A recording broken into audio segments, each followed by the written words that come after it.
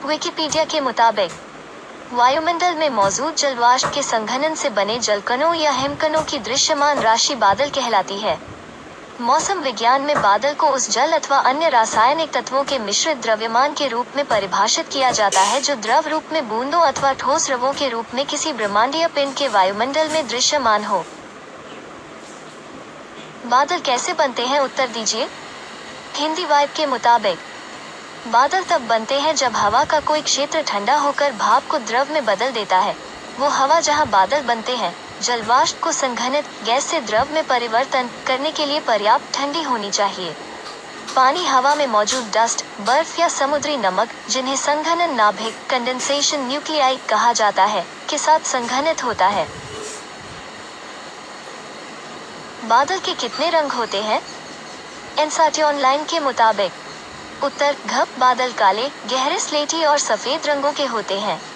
सूर्य की किरणों के कारण वे सुबह और शाम को लाल और केसरिया रंग के भी दिखाई देते हैं।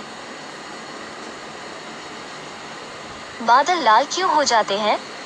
उपनौकरी के मुताबिक आपने गौर किया होगा कि सफेद और काले के अलावा कभी कभी बादल हमें लाल रंग के भी नजर आते हैं।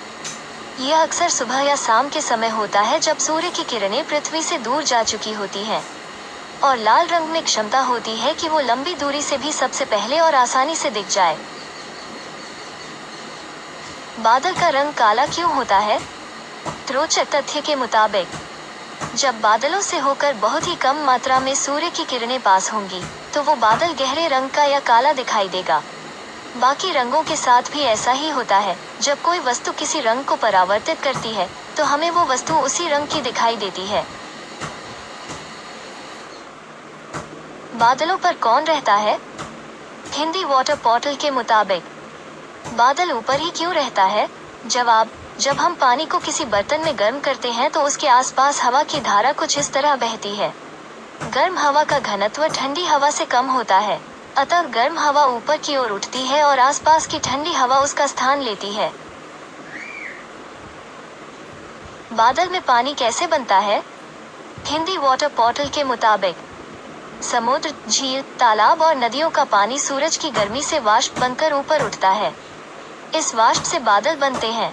ये बादल जब ठंडी हवा से टकराते हैं तो इनमें रहने वाले वाष्प के कण पानी की बूंद बन जाते हैं। ठीक वैसे ही जैसे कमरे की हवा में रहने वाली वाष्प फ्रिज से निकाले गए ठंडे के कैन से टकराकर पानी की बूंद बन जाती है।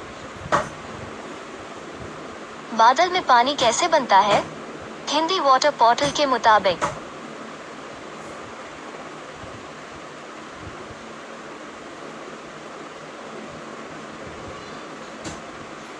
बादलों में कितना पानी है?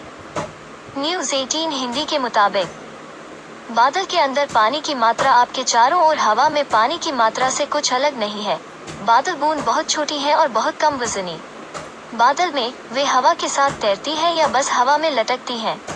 पृथ्वी पर गिरने के लिए बादल की बूंदों को भारी होना पड़ता है। बादल का तापमान कितना है? भोपाल समाचार.com के मुताबिक लेकिन बादलों के आपस में टकराने के बाद जो बिजली उत्पन्न होती है उसका तापमान 28,000 डिग्री सेंटीग्रेड होता है, यानी कि सूरज की गर्मी से 5 गुना अधिक।